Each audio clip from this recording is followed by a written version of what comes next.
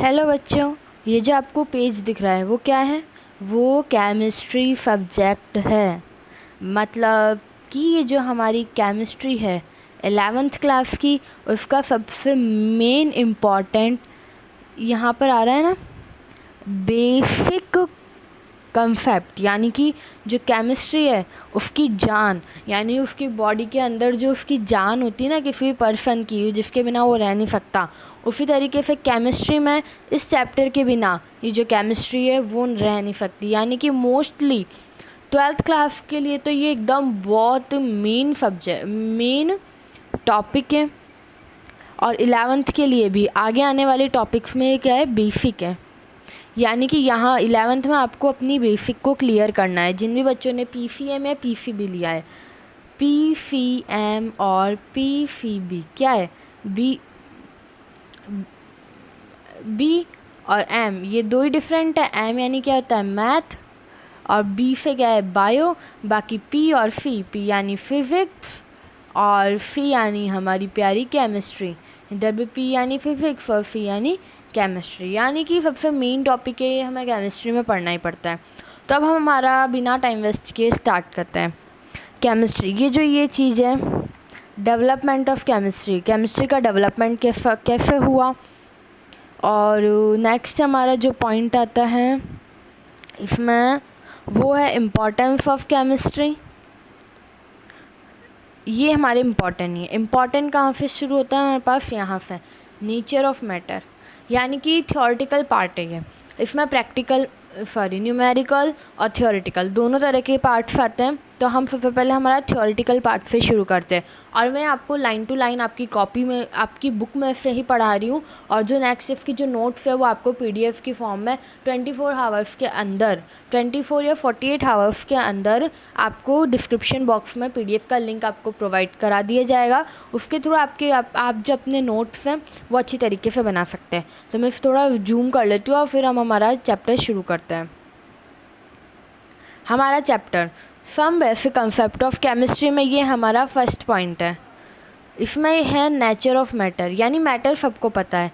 यहाँ पर जो मैटर का कंसेप्ट है, मैटर की डेफिनेशन दे रखी है, शायद नहीं, यहाँ पर ही मैटर की डेफिनेशन दे रखी है। तो नेचर ऑफ मैटर से हम शुरू करते हैं। You are already familiar with the term matter, यानी टर्म, जो मैटर टर्म है इसे तो आप अच्छी तरीके से जानते हो। मैटर टर्म की हमारे पास डेफिनेशन क्या है, एनीथिंग। यहाँ से आप चाहो तो आप टिक मार्क कर सकते हो अपनी बुक लेके बैठ के। एनीथिंग विच हैज़ मास, यानी कि कुछ भी चीज़ जिसमें क्या हो, मास हो, और ऑक्यूपाइज स्पेस, यानी वो किसी भी चीज़ को, मतलब कि कोई भी चीज़ किसी भी स्पेस को ऑक्यूपाई करे, वो हमारे पास क्या हो जाता है, मैटर। जस्ट लाइक मेरे पास एक पेन है, ये जो पेन है उसका कुछ मास है, मास उसका खुद का अपना होता है, मास चेंज नहीं होता है, वेट चेंज होता है। फिज़िक्स में आपके चैप्टर आएगा एक, वर्क, एनर्जी एंड पावर, या फिर ग्रेविटेशन वाला। उसमें आपको मास और वेट के बारे में बहुत अच्छी तरीके से डिटेल मिल जाएगी। और इसमें भी मास और वेट के बारे में बता रखा है इस चैप्टर के अंदर भी, तो हम आगे पढ़ेंगे। एनीथिंग यानी कोई भी चीज़ जो ऑक्यूपाइज करती मास हो और स्पेस को, यानी जिसके अंदर कुछ ना कुछ मास अवेलेबल हो या कुछ ना कुछ वो स्पेस को ऑक्यूपाई करती है, वो हमारी क्या होती है, वो हमारा होता है मैटर। जैसे कि एवरीथिंग अराउंड अस, हमारे चारों ओर कुछ भी है, बुक ले लो, पेन ले लो, वाटर ले लो, पेंसिल ले लो, ऑल द लिविंग बींग्स, सब कुछ ले लो और सब कुछ लिविंग बींग्स को ले लो, वो हमारे क्या हो जाएंगे, मैटर के एग्जाम्पल। तो मैटर की डेफिनेशन हमारे पास यहाँ से यहाँ तक हो गई, यानी anything which occupies mass and having anything which occupies space and having some mass is known as matter. And उसके एग्जाम्पल लिख लो आप यहाँ से, बुक, पेन, पेंसिल और लिविंग बींग्स। ठीक है, ये सब क्या करती है, मैटर बनाती है। You know that they have mass and they occupy space. Let us recall the characteristic and states of matter. अब states of matter या उसकी characteristics को देखते हैं जो अपन ने पहले। states of matter क्या क्या होती है, मैटर की states होती है solid, liquid और gas। ये तीनों क्या होती है, states of matter होती है हमारे पास। ये जो दे रखा you aware that matter can exist in 3 physical state. और ये क्या होती है, इनकी फिजिकल स्टेट होती है, केमिकल स्टेट इनकी ये नहीं होती, ये इनकी होती है physical state, solid, liquid and gas. The constituent particle of matter in these 3 state can be represented in figure. अभी हम आगे चल के 1.1 फिगर को समझेंगे। अब सॉलिड, लिक्विड और गैस के बारे में हम जनरली हम जान लेते हैं। सबसे पहले सॉलिड, लिक्विड एंड जो हमारे पास ये थर्ड में आएगा यहाँ पर गैस, ठीक है। तो अब हम देख लेते हैं सॉलिड। अब सॉलिड में कुछ कुछ चीज़ें ऐसे भी हैं, देखो ये नोट डाउन करते जाना, tick mark. Particles are held very close to each other in solid, ठीक है, इन एन ऑर्डरली फैशन, यानी ऑर्डरली वो पार्टिकल्स क्या होते हैं, एक साथ बहुत पास में होते हैं, तो वो हमारा क्या कहलाता है, सॉलिड। नेक्स्ट, और इसमें and there is no much freedom to movement, यानी कि सॉलिड के जो पार्टिकल्स होते हैं, अभी मैं ले लूँ एक बर्फ़ ले लूँ, ठीक है, ये आइस क्यूब मान लो, ठीक है, इसमें जो ये पार्टिकल्स होंगे ये इतने, एक सेकेंड, ये हमारी क्या है, आइस क्यूब है, इसमें जो पार्टिकल्स होंगे वो इतने क्लोजली होंगे, इतने क्लोजली होंगे कि उनको मूवमेंट करने का कोई फ्रीडम नहीं होगा, ठीक है। अब जनरल हम बात कर लेते हैं नेक्स्ट लिक्विड की। मैं इसे 3 पार्ट में डिवाइड करके आपको अच्छी तरीके से समझाती हूँ। यहाँ सॉलिड, यहाँ लिक्विड और यहाँ गैस, ठीक है। यहाँ पर मैं आपको अच्छी तरीके से सॉलिड, लिक्विड और गैस के बारे में समझाती हूँ। ये हमारा हमने डिवाइड कर लिया, यहाँ हम ले लेते हैं सॉलिड, यहाँ हम ले लेते हैं लिक्विड और यहाँ हम ले लेते हैं गैस। तीनों में हम एक बॉक्स बना लेते हैं या एक कंटेनर, आप कुछ भी समझ लो। उस पैराग्राफ को समझने के लिए हम इतना करते हैं। सॉलिड में जो पार्टिकल्स होते हैं वो इतने क्लोजली अटैच्ड रहते हैं एक दूसरे से, इतने क्लोजली कि वो इधर के उधर मूव नहीं कर पाते। लिक्विड के पार्टिकल्स थोड़े बहुत फ्रीडमली रहते हैं, इसलिए जो लिक्विड के पार्टिकल्स है वो इधर उधर मूव कर पाते हैं। गैस के पार्टिकल्स फ्रीडम है, गैस के पार्टिकल्स को वो मूव जिधर चाहे उधर बहुत इजीली कर सकते हैं। तो ये हमारे पास हो गया सॉलिड का, ये लिक्विड का, गैस का। हम फटाफट से उस पैराग्राफ को देख लेते हैं, हम पढ़। Particles are held very close to each other in solids, वैसा का वैसा ही बहुत साथ में होते हैं। And no much freedom of movement, और एक ऑर्डरली वो जमे हुए रहते हैं। लिक्विड के अंदर जो पार्टिकल्स है वो क्लोज रहते हैं एक दूसरे से, लेकिन वो इतने भी क्लोज नहीं रहते हैं जिसकी वजह से वो इधर उधर मूव कर सकते हैं। गैस में जो पार्टिकल्स होते हैं वो बहुत ही दूर रहते हैं सॉलिड और लिक्विड स्टेट से, इसलिए उनका जो मूवमेंट होता है वो इजीली होता है, फास्ट होता है। इस अरेंजमेंट की पार्टिकल्स की वजह से जो डिफरेंट स्टेट्स है मैटर की वो अलग अलग कैरेक्टरिस्टिक्स को फॉलो करती है। अब हम तीनों की कैरेक्टरिस्टिक्स को देख लेते हैं। Solid have definite volume and definite shape. Solid की एक डिफाइनेट वॉल्यूम होती है, जैसा कि हमने देखा है इसको। अब हम एक उसमें देखते हैं, एक सेकेंड। अब जैसे ये है सॉलिड ले लिया हमने, क्या ले लिया, सॉलिड।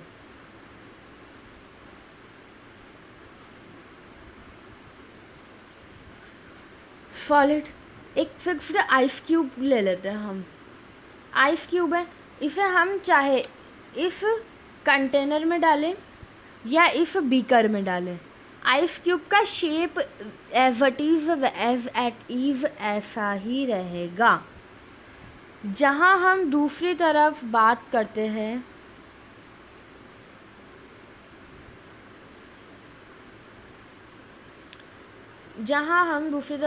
लिक्विड की, ये हमारे पास एक कंटेनर है, इसमें ये वाटर है, ठीक है। अब मैं स्मॉल कंटेनर ले लूँ और इस वाटर को इसमें डालूँ, तो ये जो वाटर है वो फिल तो होगा, बट वो क्या करेगा, नीचे गिरने लग जाएगा, क्योंकि कंटेनर स्मॉल है और जो लिक्विड है उसकी फिक्स्ड शेप और फिक्स्ड वॉल्यूम नहीं होती। और अगर मैं थोड़ा सा बड़ा सा कंटेनर ले लूँ तो ये पानी इसमें अच्छी तरीके से आ जाएगा। वहीं हम जो नेक्स्ट बात करते हैं हमारे लिक्विड की, ठीक है। नेक्स्ट बात हम करते हैं हमारे गैस की कोई भी शेप नहीं होती। लिक्विड, जो लिक्विड होता है हमारे पास उसकी एक फिक्स्ड शेप होती है। लिक्विड की हमारे पास क्या होती है, एक फिक्स्ड शेप होती है। बट जो हमारे पास गैस होती है उसकी फिक्स्ड शेप भी नहीं होती और फिक्स्ड वॉल्यूम भी नहीं होती। ठीक है, तो ये हमारे पास क्या है, मेन चीज़ें। तो हमें जो ये चीज़ें हैं ये याद रखनी पड़ेगी। ओनली इसमें 3 कैरेक्टरिस्टिक्स है और मैं जब मतलब इसे रीड आउट कर रही थी, यानी कि अच्छी तरीके से आप लोगों को अच्छी तरीके से एक्सप्लेन करने के लिए जब मैं रीड आउट करूँ, मैंने बहुत सारी कैरेक्टर्स लिख ली थी, वो आपको आपके नोट्स में मिल जाएगी। तो फर्स्ट हम पढ़ते हैं solid have definite volume and definite shape. Liquid have definite volume, यानी कि वॉल्यूम क्या होती है, उसको मतलब मात्रा। फिर आइस क्यूब ले ली, आइस क्यूब की वही मात्रा रहेगी। ठीक है, पानी ही ले ली, पानी भी हम उसी मात्रा में लेंगे। ठीक है, वाटर भी हम उसी मात्रा में लेंगे। बट जो गैस है, गैस को हमने ले ली, मान लो 10 ग्राम गैस ले ली। अब पता चला एयर है, एयर तो चारों तरफ फैल रखी है, एयर ने आके मतलब कुछ अपनी एयर इसमें मिक्स हो गई और जब हमने इसका कंटेनर चेंज किया तो यहाँ पर 12 ग्राम हो गई। तो एयर की कोई फिक्स्ड शेप या फिक्स्ड वॉल्यूम नहीं होती, उसे हम क्या कहते हैं, गैस।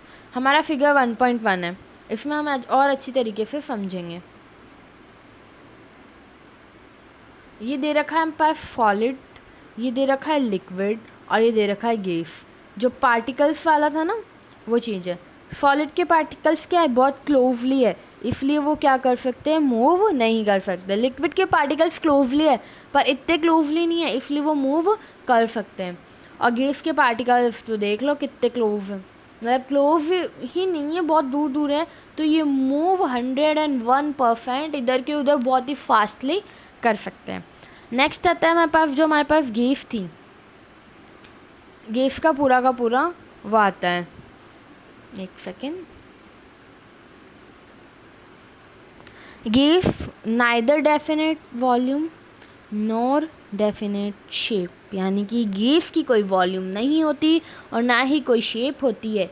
ये कम्प्लीटली ऑक्यूपाई, मतलब अगर ये बीकर है और ये कंटेनर है, बीकर लो तो बीकर की शेप को ऑक्यूपाई कर लेगा और ये लो तो इसकी शेप को ये ऑक्यूपाई कर लेगा। ये जो 3 स्टेट्स है मैटर की वो इंटरकन्वर्टिबल होती है और चेंज होती है टेम्परेचर और प्रेशर के अकॉर्डिंग। इसे हम बोर्ड पे समझते हैं। अब हम इन सबके इंटरकन्वर्टेबल स्टेट देखते हैं। सॉलिड चेंज होती है लिक्विड में, ठीक है, लिक्विड होती है गैस में, यही गैस वापस लिक्विड में चेंज होती है और यही जो लिक्विड वापस सॉलिड में चेंज होता है। अब वो कैसा, हम नेक्स्ट स्लाइड पे देखते हैं। सबसे पहले हम देखते हैं सॉलिड टू लिक्विड। सॉलिड ले ली हमने आइस, टेम्परेचर और प्रेशर के अकॉर्डिंग ना, तो जो टेम्परेचर के अकॉर्डिंग जो आइस है वो जब लिक्विड में चेंज होगी तो वो क्या बन जाएगी, पानी बन जाएगी।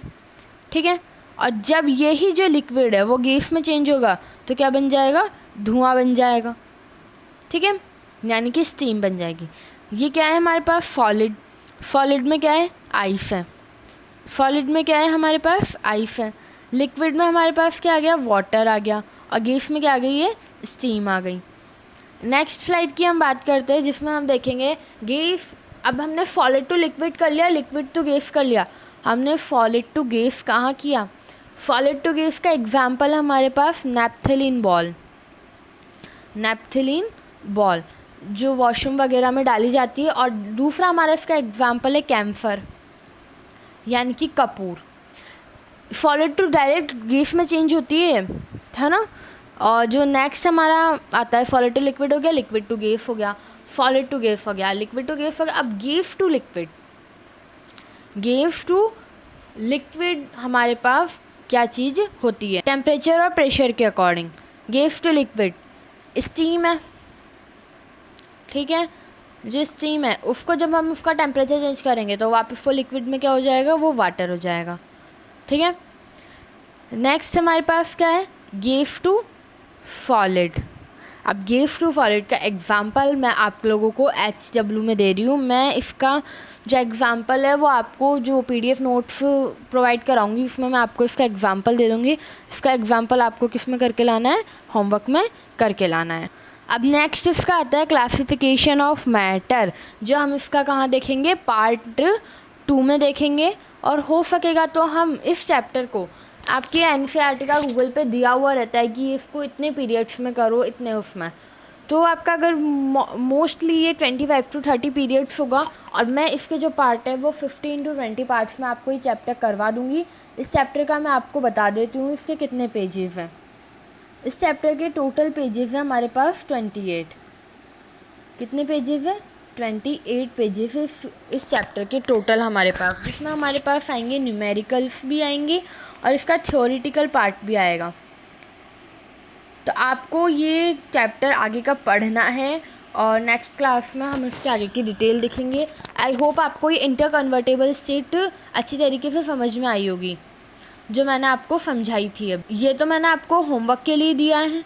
नेक्स्ट हमने जो इस स्लाइड में देखा था गैस टू लिक्विड में चेंज यानी स्टीम, ये क्या है हमारे पास? स्टीम है, और ये हमारे पास क्या है? वाटर है। स्टीम टू वाटर या water to steam. Water to steam होगा तो गैस, लिक्विड टू गैस होगा, और अगर इसका होगा क्या बोलते हैं स्टीम टू वाटर, तो वो गैस टू लिक्विड होगा। फिर हमने देखा था सॉलिड टू गैस, इसमें नेपथलीन बॉल और कैम्फर का एग्जाम्पल था। सॉलिड टू लिक्विड आइस का, और liquid to gas solid to liquid ice to water, liquid to gas water to steam. Next ये हमने इंटर कन्वर्टेबल स्टेट देख ली थी, आप चाहो तो इसका स्क्रीनशॉट ले सकते हो।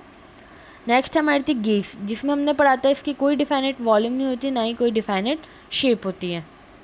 नेक्स्ट लिक्विड, लिक्विड की डिफाइनेट वॉल्यूम भी होती है, डेफिनेट शेप भी होती है।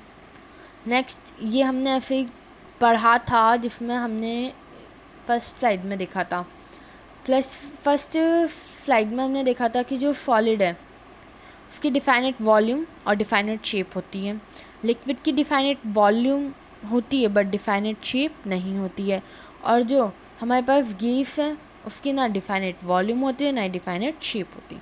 तो आज का हमारा वीडियो यहीं पर हम ख़त्म करते हैं। आई होप आपको ये चीज़ें समझ में आई होगी। ये इतना बेसिक है, और चाहो तो आप इसके नोट्स आप खुद बना सकते हो, या फिर मैं आपको 48 आवर्स में PDF फॉर्म में डिस्क्रिप्शन में उसका लिंक प्रोवाइड कर दूँगी, वहाँ से आप इन नोट्स को अच्छी तरीके से देख सकते हो।